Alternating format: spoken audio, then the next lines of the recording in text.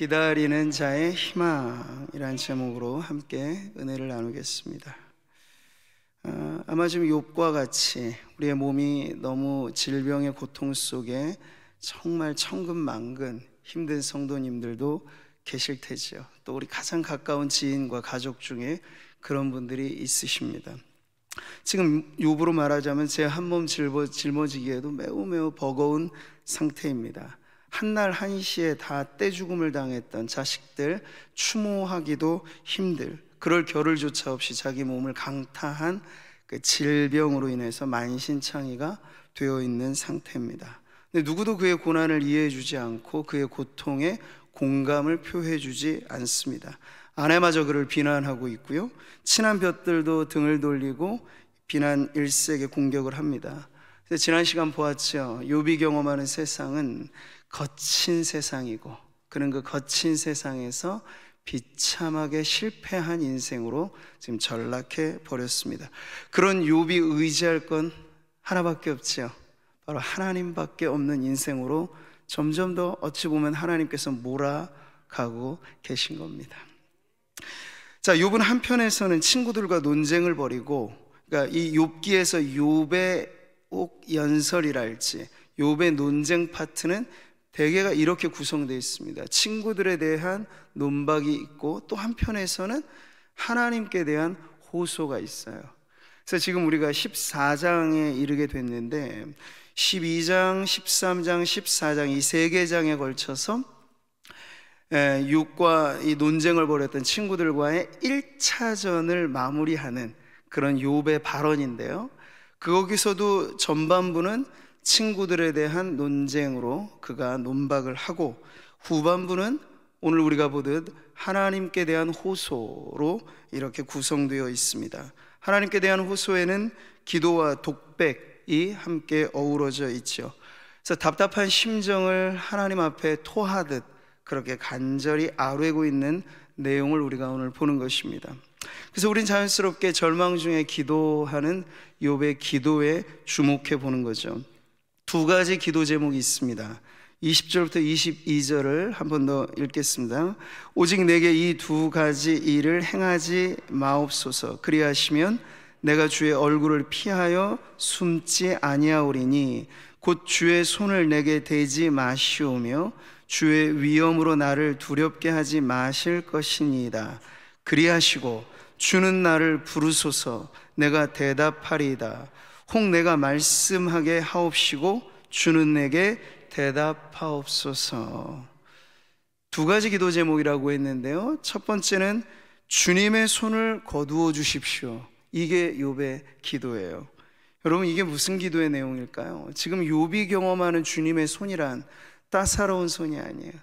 심판과 재앙의 손으로만 지금 느껴지고 있는 거죠. 이걸 두려워하고 있는 거예요. 하나님이 자신을 붙잡아 주신다 하는 것이 우리가 은혜에 감동되어 감사 찬송이 넘쳐날 때는 그것이 너무나 큰 축복인데, 분초를 다투면서 우리의 생명을 하나님이 마치 생명 싸게 보호하시듯 하는 것이 우리에겐 크나큰 은혜인데, 그 은혜에서 멀어져 버린, 고난으로 인해서 매우 마음이 거칠어진 인생에게는 하나님이 그렇게 나를 붙잡고 계시다고 하는 것이 두려움밖에는 아닌 것으로 와닿는 거죠. 그래서 그는 고통 속에 간청하면서 잠시라도, 그러니까 하나님이 나를 붙잡아 주시기 때문에 이 육신이 질병으로 죽기를 바라는 욥에게 죽음조차 허용되지 않는 그 삶의 고통에 잠시라도 하나님 저를 좀 이 고통의 면제를 받게 해주십시오 라는 아주 지극히 인간다운, 가장 솔직한 기도라고 할 수 있죠. 욥은 이전에도 그런 기도를 하나님 앞에 드렸습니다. 주께서 내게서 눈을 돌이키지 아니하시며 내가 침을 삼킬 동안도 나를 놓지 아니하시기를 어느 때까지 하시리까. 그러니까 꼴깍 이 침 넘어가는 그 순간조차도 욥은 알았던 거야. 하나님이 나를 붙잡고 계시다. 근데 그게 은혜가 되면 참 좋은데 두려움만 되는 거죠. 하나님 왜 나를 좀 놓아주셨으면 좋겠는데, 내가 더 이상 산자의 땅에서 이렇게 발버둥거리면서 살고 싶지는 않은데 주님 좀 나를 놓아주십시오 라는 하소연 안에는 바로 그러한 욥의 절망 어린 탄식이 담겨 있는 거죠. 자, 또 한 가지 기도의 제목은 무엇입니까? 욥은 지금 하나님과의 독대를 요청하고 있습니다. 하나님께서 지금 자기를 불러달라고 하는 것이죠. 그리고 그래야 그는 하나님 앞에 나아갈 수 있다는 것을 알았기 때문에 그렇습니다. 그러니까 하나님 앞에 서서 아주 공식적인 하나님과의 대담을 지금 요청하고 있는 겁니다. 자, 여러분, 우리가 욥기의 서두에서 욥에게 발생된 이 모든 고난은 사실 욥 자신은 하늘의 천상 회의가 일어나는 장면을 못 봤잖아요. 무슨 내용, 어떠한 이유에서 자기에게 이런 고난이 찾아왔는지를 욥에게는 비밀로 붙여진 상황입니다. 그래서 욥이 지금 답답해하는 건데요.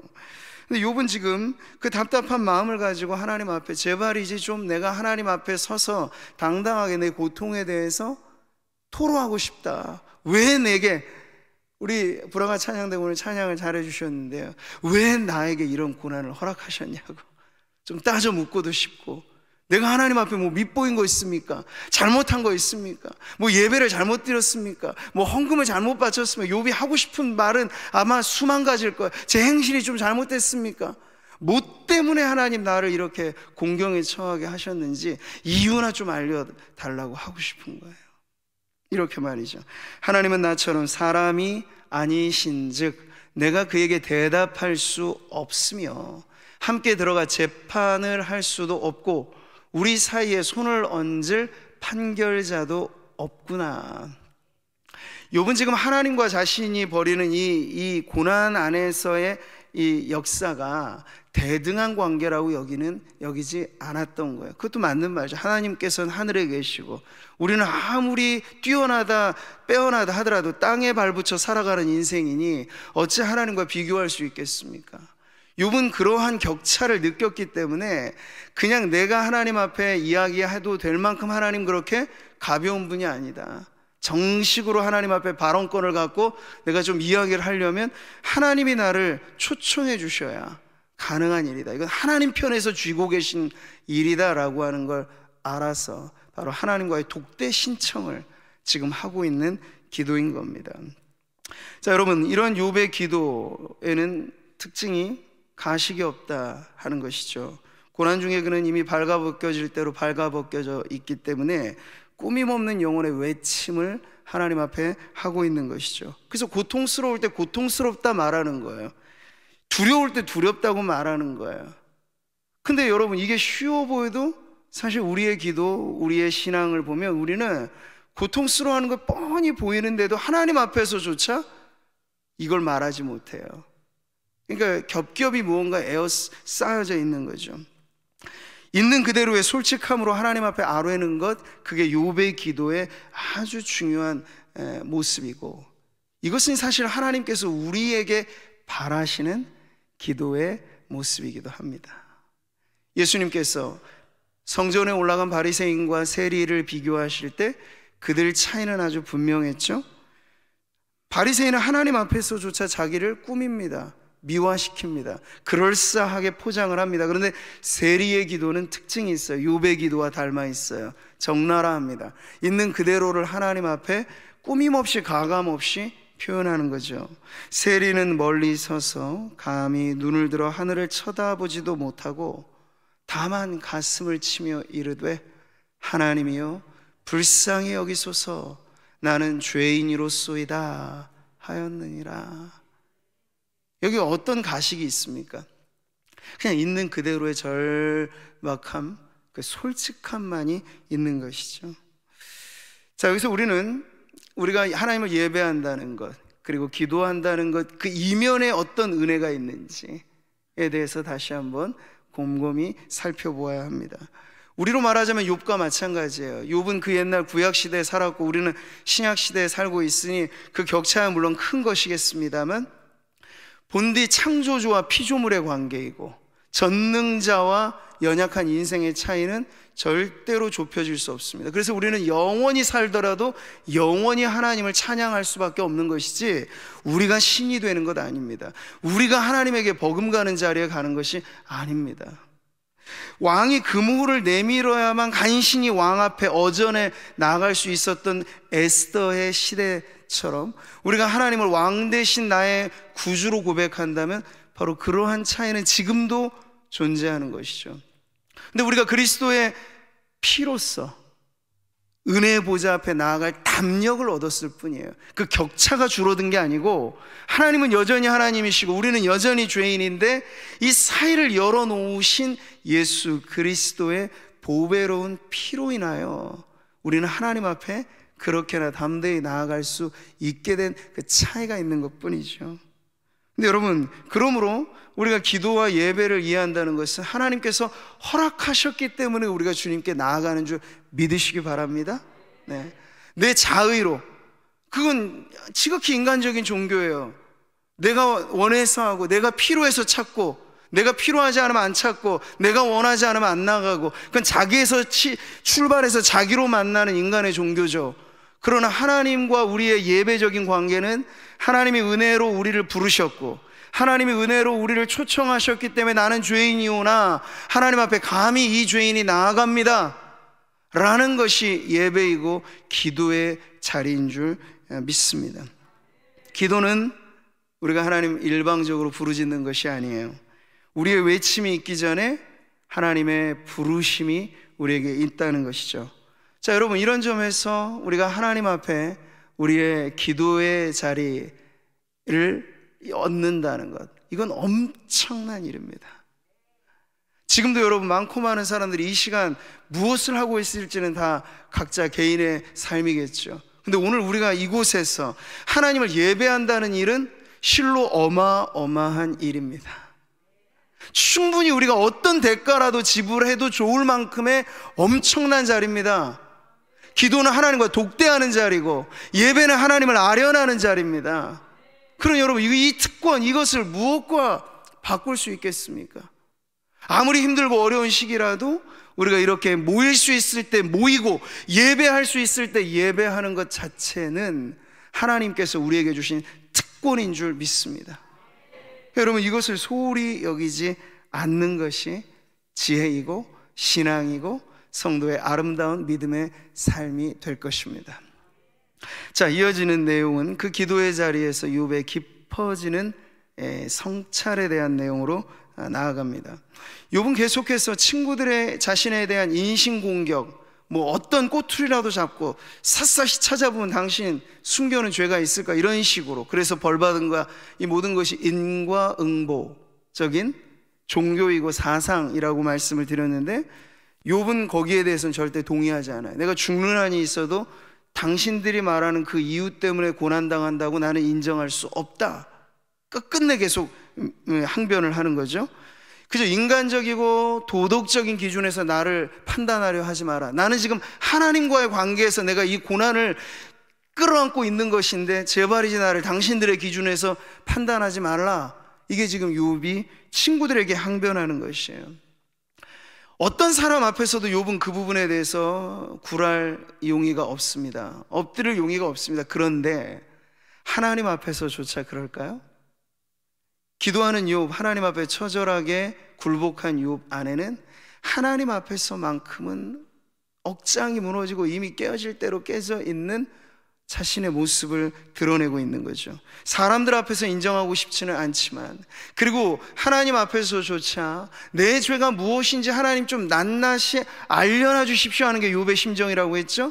그래서 구체적으로 동의하는 것은 아직 잘 모릅니다만, 근데 적어도 욥이 인정하는 건 내 어찌 하나님 앞에 나를 의롭다 할 수 있겠습니까?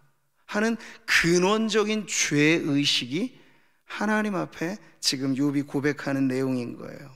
보세요. 나의 죄악이 얼마나 많으니까 나의 허물과 죄를 내게 알게 하옵소서. 이건 그냥 완강히 거부하고 따지듯 말하는 것만은 아닙니다. 소상히는 모르겠지만, 구체적으로는 내가 아직 잘 모르겠지만, 그래도 나는 하나님 앞에 설 때 그분은 거룩한 분이시고 그분은 완전한 분이시니 나같이 불완전하고 거룩하지 못한 인생이 얼마나 하나님 앞에 죄스러운 인생인가 하는 점에서만큼은 욥은 100번이고 1000번이고 그 앞에 자신의 죄를 뉘우치고 돌아보고 있다는 거죠. 세상에서 얻은 평판이야 이미 자자하게 온전한 사람, 정직한 사람, 경외하는 사람, 악에서 떠난 사람이라는 평판을 받았으나 욥은 하나님 앞에서만큼은 그 평판을 내세우지 않습니다. 세리와 똑같은 거예요. 나는 죄인이로소이다. 보세요. 앞서서도 욥은 그렇게 고백했습니다. 주께서 어찌하여 내 허물을 사하여 주지 아니하시며, 허물을 인정하는 것이죠. 내 죄악을 제거하여 버리지 아니하시나이까? 라고 욥은 자신의 아담의 원죄 아래 갇혀있는 모든 인류, 모든 사람들이 보편적으로 갖고 있는 근원적인 죄의식을 지금 하나님 앞에 솔직하게 털어놓고 있는 거죠. 여러분, 이것이 근데 자연스러운 인간의 고백일까요? 그렇지는 않습니다. 인간은 소위 영적인 각성이 일어날 때 비로소 이런 반응이 보이는 거예요.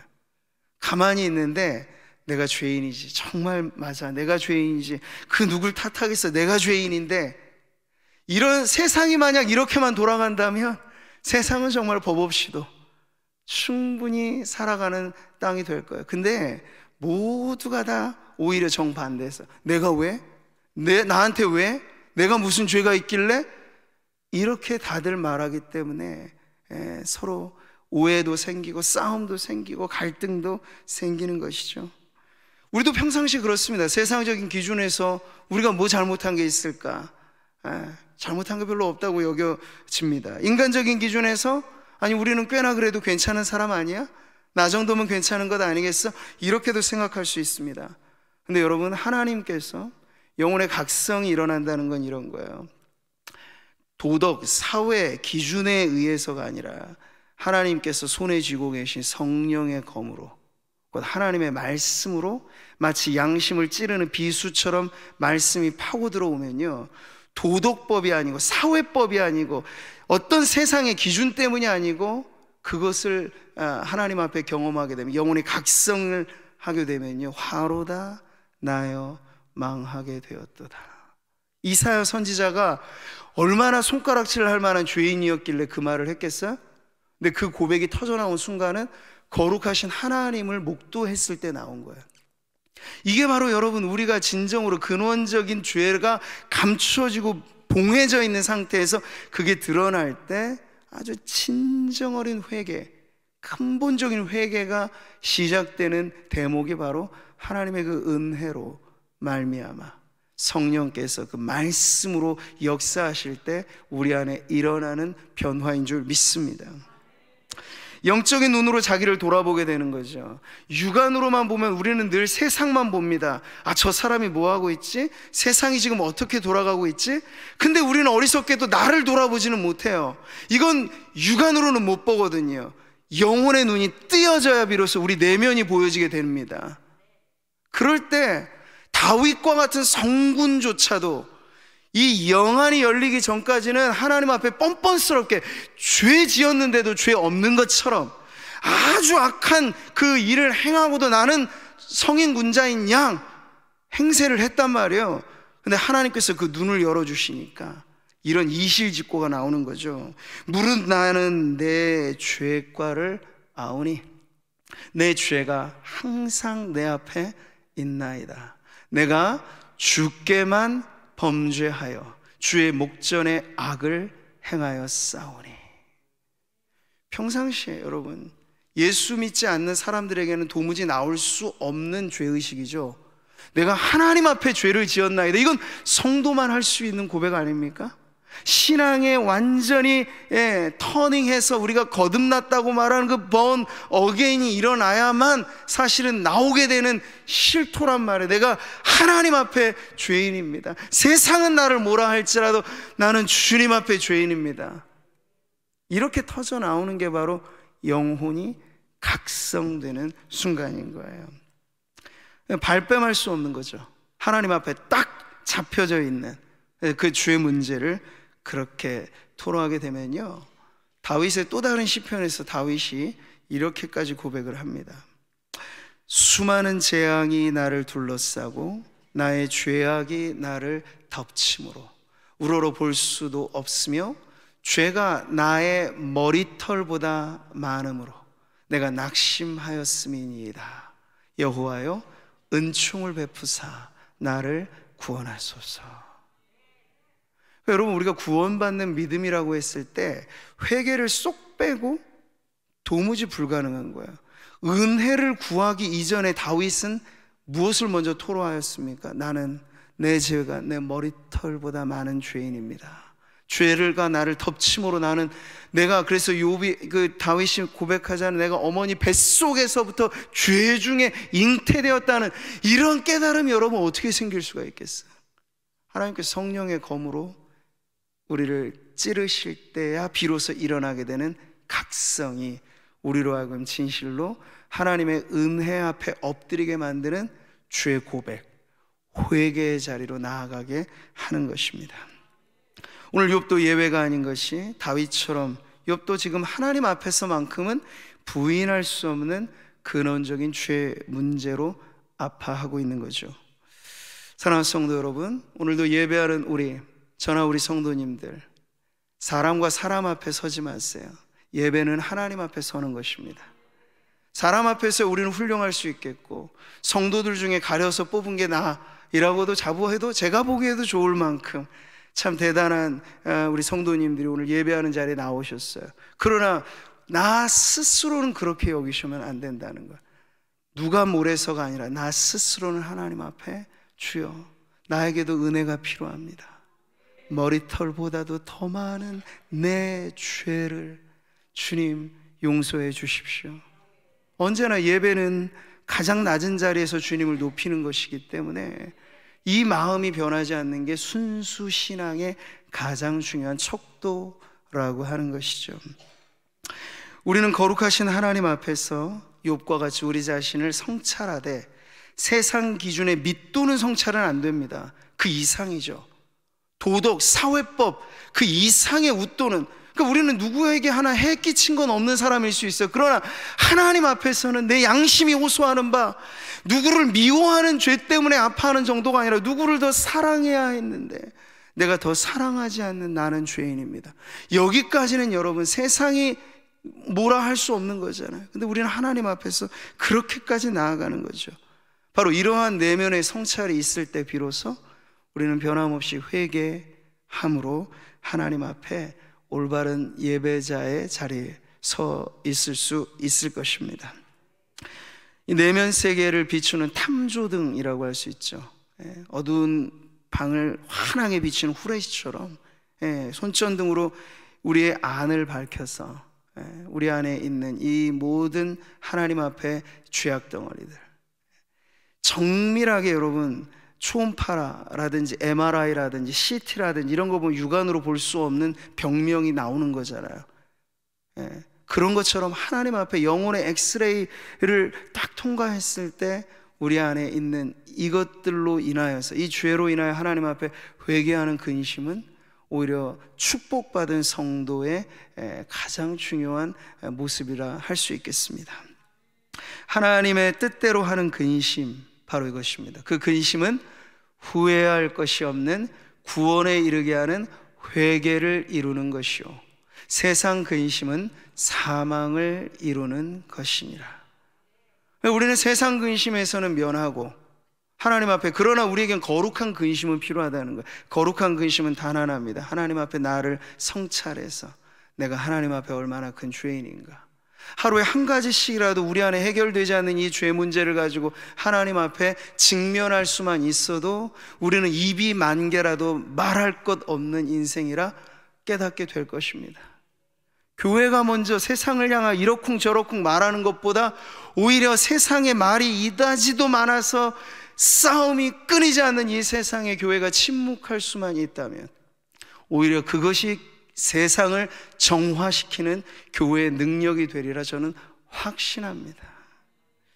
자, 이러한 과정에서 오늘 욥기의 이 욥의 고백은 아주 절망의 탄식 속에서도 하나의 아주 실오라기 같은 그 빛으로 희망이 비추어지는 장면을 보여줍니다. 지금껏 욥은 한시도 고난 이후 평안을 누리지 못했습니다. 밀려오는 죄의 의식으로 인해 탄식하고 있죠. 보세요. 여인에게서 태어난 사람은 생애가 짧고 걱정이 가득하며 지금 자기 얘기를 하고 있는 겁니다. 내가 바로 그 사람입니다 라고 말하는 거예요. 들옆에 피는 이름 모를 꽃송이처럼 잠깐 아름다울 뿐 시들어버리는, 그게 바로 내 인생입니다. 나는 덧없는 인생입니다 라고 지금 고백하고 있어요. 근데 오늘 이 대목에서 보면 그렇게 절망적인 고백만 나오는 게 아니고 욥 안에 찰나처럼 탁 스쳐 지나가는 희망의 빗줄기가 이렇게 비추어지게 되는데요, 욥이 그렇게 시들었다 사라져버리는 꽃만 본 게 아니라 하나님께서 지어놓으신 아름다운 이 만상 가운데, 이 만물 가운데 죽은 듯 하나 피어있는 아름다운 생명을 보면서 욥은 다시금 희망을 발견하게 되는 거예요. 오늘 우리가 읽은 본문의 첫 구절이죠. 나무는 희망이 있나니 찍힐지라도 다시 움이 나서 연한 가지가 끊이지 아니하며. 네, 겨우내 죽은 듯한 메마른 가지에 막 새순이 돋아나면서 싹이 돋아나면서 지금 우리 교회 주변으로 이 아름다운 박정희 로를 수놓는 이팝나무, 그렇죠? 저는 처음에 조팝나무랑 이팝나무가 헷갈렸는데 사전적인 의미가 완전히 다르더군요. 조팝나무는 이 조를 튀겨놓은 것 같다. 이게 두 가지가 다른 나무 종류예요. 다 아시는 얘기를 제가 몰랐던 걸 말씀을 드리는 겁니다. 그래서 조밥 같다 했는데 이걸 세게 발음하니까 조팝이라고 해서 그런 나무의 모양은 또 다릅니다. 근데 우리 박정희 대통령이 생전에 좋아하셨던 나무는 쌀을 닮아 있다, 조가 아니라. 그래서 이팝나무를 좋아하셨다고 알고 있습니다. 그래서 이 길은 우리 구미의 진풍경 중에 하나는 다른 어떤 도시에도 없는 이팝나무가 이렇게나, 이팝나무는 5, 6월에 꽃을 피워요. 정말 이게 만개하면은 밥그릇이 하나씩 달려있는 것처럼 못 먹고 못 살던 그 시절에, 이게 보는 것만으로도 그래도 좀, 저 밥 먹는 것 같이 뭔가 포만감이 느껴져서 그걸 좋아하신 것 같아요. 근데 여러분, 이렇게 봄에만 피는 게 꽃이 아니고 여름에 즈음해서 더워질 때 이렇게 만개하는 꽃들을 보면서 마치 욥은 죽은 게 아니구나, 만물이 다 죽어버려 있는 것 같은데도 이렇게 생명은 그 안에서 움돋는구나 하는 걸 보면서 자기 인생에도 그런 날이 있겠지 하는 그런 기대와 희망을 갖게 된 거죠. 하루 동안에도 우리 사실은 그것을 늘 연습하는 것입니다. 오늘 아침에도 아침에 눈이 떠지셨어요. 근데 그게 자연스러운 것이라고 생각하십니까? 그걸 자연이라고 말하면 신앙하고는 상관없죠. 그럼 우리는 아침에 눈을 뜰 때 하나님이 내게 새날을 허락하셨구나. 지난밤에도 밤사이에 돌아가신 분들은 꽤나 많으세요. 근데 나에게 눈을 뜨게 하신 이는 하나님이시고, 내 심장이 여전히 뛰고 있고 내 눈이 여전히 이렇게 열려서 사물을 보게 하신 이는 하나님이시구나라고 하면 아침은 생명이 고동치는 새날이 되는 거죠. 근데 여러분, 우리가 밤에 눈을 감을 때는 장담하실 수 있겠어요? 내가 이 눈을 감고 나서 눈 떠보니 천국이다 이러실 수도 있는데, 그러니 밤에 눈을 감을 때 우리는 겸손하게, 하나님, 이 하루도 하나님의 은혜 덕분에 살았습니다. 내가 밤에 눈을 감아 자는 결에 주님 앞에 갈지도 모르나 그렇다면 주여 내게 주신 이 지금까지의 날들에 나는 그저 감사할 뿐입니다 하고, 이 밤에는 아주 겸손한 고백으로 마치 우리에게 언젠가는 오게 될 그 죽음을 미리 맛보듯, 그것은 절망의 죽음이 아니고 기대에 찬 거룩한 준비로서의 그런 고백을 우리는 아침에 밤에 하면서 하루 동안에도 그렇게 인생의 높은 지대와 낮은 지대를 오가면서 겸손을 배우고 하나님의 살아계심을 맛보게 되는 것이죠. 하나님께서 괜히 일반적으로 낮과 밤을 교차시키게 하신 게 아니고 인생이 그렇다라는 걸 날마다 가르쳐 주시는 거예요. 밤의 시간에는 오직 하나님만을 의지해서 우리가 눈을 감게 하신 거고, 아침의 시간에는 하나님을 의지해서 다시 새날을 맞이하게 하심으로 이제의 것은 지나갔으니 보라 새 것이 되었도다. 새로운 우리의 일상을 매일같이 사실 우리는 우리의 몸도 그렇습니다. 세포가 다 똑같은 게 아니고 머리끝부터 발끝까지 세포 하나도 주기적으로 다 바뀌도록 하나님은 하셨어요. 그러니까 해 아래 이 모든 것은 하나님은 새롭게 만들어 놓으셨다는 걸 보여주고 있는 거죠. 사랑하는 성도 여러분, 우리의 삶에도 죽을 것 같은 절망만 있다고 말하지 마세요. 왜 나만 겪는 고난이냐고 말하기보다 한 번 더 삼키고 한 번 더 여러분 믿음으로 고백하시면 절망의 자리에서 자세히 들여다보면 지금 욥이 친구들에게는 얻지 못한 위안을 그 죽은 듯한 나무 위에 올라오는 연한 가지를 보면서 희망을 노래하게 되었던 것처럼 하나님께서 섬광처럼 스쳐 지나가는 그 잠깐의 시간이지만 깨달음은 그런 것입니다. 하나님이 은혜의 빛을 우리에게 확 비춰주면요, 수년 동안 우리의 영혼이 꽉 막힌 것처럼 나는 죽겠다 아우성치던 그 인생도 하루아침에 우리 하나님께서 희망의 가슴 벅찬 새로운 인생으로 바꾸어 주실 수 있습니다. 그게 성도의 믿음인 거죠. 희망을 보는 눈이 믿음입니다. 오늘 욥의 고백을 다시 한번 보세요. 주는 나를 스올에 감추시며 주의 진노를 돌이키실 때까지 나를 숨기시고 나를 위하여 규례를 정하시고 나를 기억하옵소서. 희망을 보는 눈, 그게 믿음이라고 했는데 욥의 현실은 스올이라고 표현된 죽음의 자리 맞습니다. 근데 지금 이 스올로 고백하는 자신의 죽을 것 같은 현실 속에서도 욥은 그것만 말하지 않잖아요. 하나님은 나를 감추시고 주님은 나를 숨기셔서 끝끝내 나를 스올 가운데 빠져있는 나라도 주님이 기억하셔서 건져내시면 내게 새로운 희망은 일어날 것입니다. 이게 바로 욥의 고백이에요. 스올, 인생의 밑바닥, 더 내려갈 수 없는 밑바닥, 말하자면 희망 없음이 선고되는 자리. 그런데 여러분, 욥과 같이 고백하는 성도들이 있을지라도 만약 오늘 우리에게 보았던, 욥이 보았던 그 희망을 보는 믿음의 눈이 우리에게도 열려지게 된다면 우리도 욥처럼, 그리고 스올의 뱃속이라고 표현해야 될 만큼 큰 물고기 뱃속에서 죽음 직전까지를 경험했던 요나가 고백했던 그 믿음의 고백이 오늘 우리들에게도 있게 될 줄 믿습니다. 이르되 내가 받는 고난으로 말미암아 여호와께 불러 아뢰었더니 주께서 내게 대답하셨고 내가 스올의 뱃속에서 부르짖었더니 주께서 내 음성을 들으셨나이다. 할렐루야.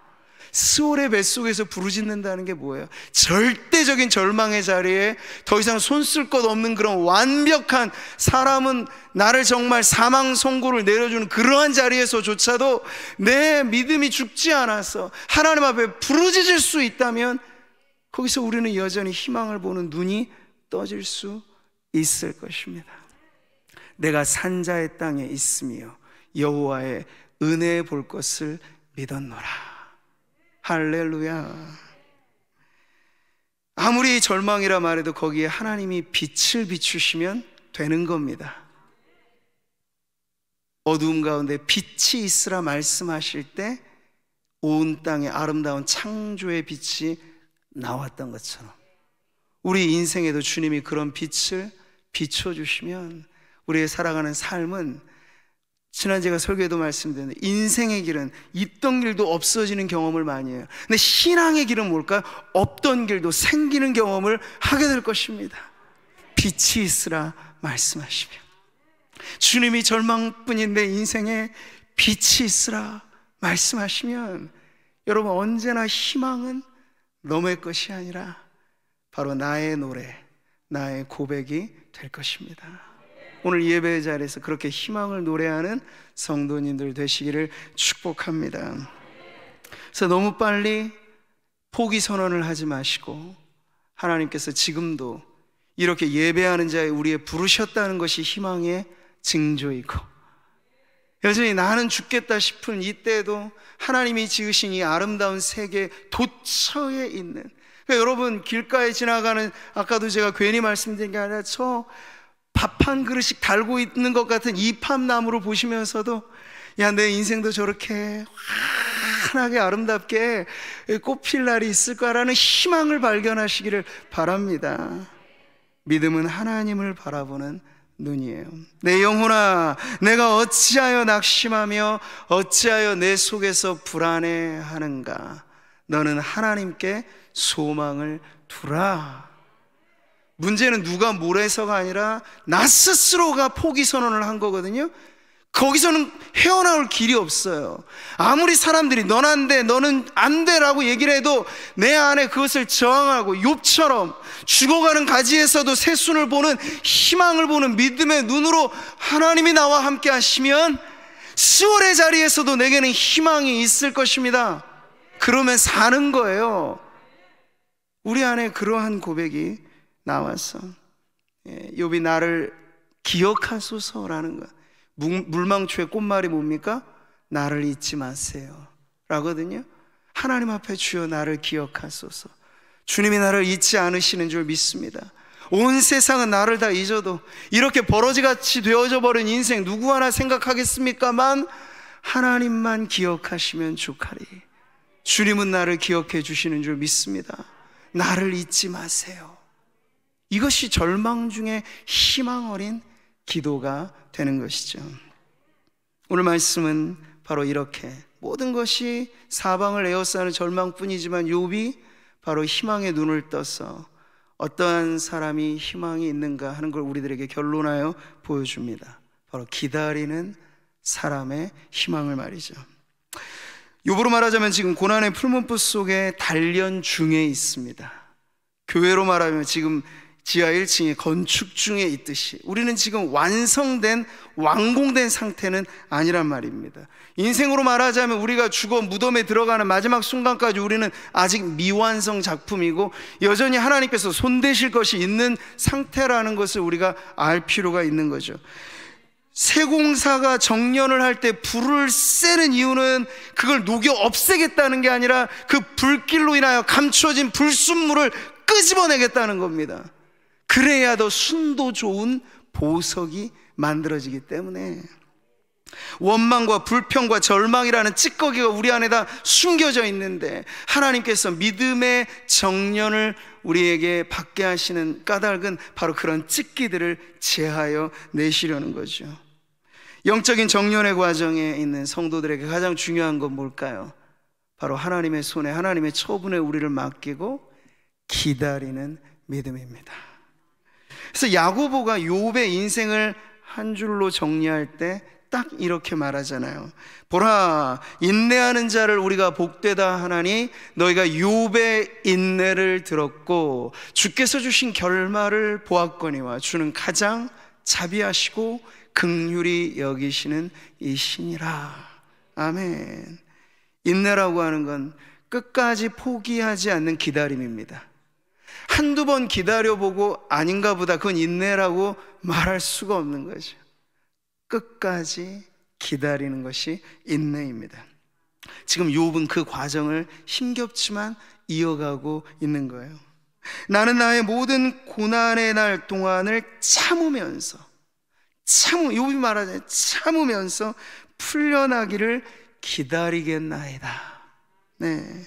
고난으로 얼룩진 욥의 우리는 일그러진 모습을 지금 주로 보고는 있습니다만 언뜻 보여지는 이 찰나와 같은 욥의 숨겨진 믿음의 본심은 고통스럽지만 하나님 나는 기다리고 있습니다. 하나님이 내 원통함을 풀어주실 것을, 세상은 다 알 수 없는 내 고난의 신비를 하나님은 아시오니 하나님께서 규명해 주실 날을 나는 기다리고 기다리겠나이다. 이게 바로 욥의 믿음인 것이죠. 바로 그 속에 우리는 일그러진 욥의 모습만이 아니라 여전히 희망 어린 모습 또한 보게 되는 거죠. 여기 풀려나기를 이라고 말하는 이 원어가 바로 새로움을 말하고 있어요. 내가 회복되어 새롭게 되기를. 그러니까 이전의 신앙으로 돌아가는 게 우리의 목표여서는 안 됩니다. 그러면 여러분 본전치기만 하는 거예요. 근데 하나님은 절대 성도들의 인생을 두고 본전치기를 하지 않으세요. 하나님은 언제나 우리에게 투자하신 것이면 있으면 그걸 건져내시는 분인데, 말하자면 우리에게 고난이라고 하는 가혹한 과정을 지나가게 하시고 옛 모습으로 돌이키게 하시는 게 하나님의 목표가 아니고, 우리를 거룩함과 의로 지으신 새 사람으로 입히시기 위하여, 그리스도의 장성한 분량에 충만한 자리에 이르게 하시기 위하여 하나님도 기꺼이 우리와 함께 이 고난의 값을 지불하신다는 거죠. 그러니까 우리가 풀려나기를 기다리겠나이다 라고 하는 건 전혀 새로운, 내가 이 고난을 통과하지 않았을 때는 깨닫지 못했던 그 은혜, 내가 고난을 경험하지 않았더라면 성숙하지 못했을 겸손, 그 모든 것들을 통해서 나를 새롭게 하실 하나님을 나는 기다리겠나이다. 오늘 고난 중에, 역경 중에, 어려움 가운데, 답답한 중에 있는 성도님들 안에도 바로 이러한 희망의 고백이 있으시기를 바랍니다. 주께서 나를 부르시겠고, 오늘 마지막 구절이죠. 나는 대답하겠나이다. 주께서는 주의 손으로 지으신 것을 기다리시겠나이다. 오늘 욥의 이 기도가 시작되는 부분과 끝부분이 딱 거의 일치가 돼요. 나는 기다리겠나이다. 주께서 내게 부르시고 말씀하시기를, 이렇게 말이죠. 여기서 우리는 마지막 구절에서 욥의 기다림만이 아니라 또 한 분의 기다림이 있다는 걸 보게 되는 거죠. 기다리시겠나이다. 누가요? 하나님께서. 하나님은 지금 수수방관하고 계신 게 아닙니다. 팔짱 끼고 관망하며, 그래 욥 너 잘하고 있나 내가 볼 거야. 지금 너 그거는 아주 미달된 상태니까 70점, 65점 점수 매기고 계신 게 아니고, 고통 가운데 욥과 함께 욥의 인내가 무르익을 때까지 하나님도 기다리시는 거죠. 나간 자식 돌아오기를 기다리는 아버지처럼 성도의 인내가 마지막 순간에 이르기까지, 완주하였다 말하는 결승 테이블을 끊을 때까지 하나님도 우리와 함께 그 기나긴 고난의 레이스를 뛰면서 우리를 기다리고 계시는 아버지이신 줄 믿습니다. 사랑하는 성도 여러분, 믿음은 하나님을 기다리는 것입니다. 하나님께 구하고 찾는 것이 있다면 우리는 그 응답을 기다려야 하겠습니다. 이것이 고난의 때를 살아가는 성도들이 가져야 할 믿음입니다. 근데 그 기다림이라고 하는 건 끝까지 기다리는 것인 줄 믿습니다.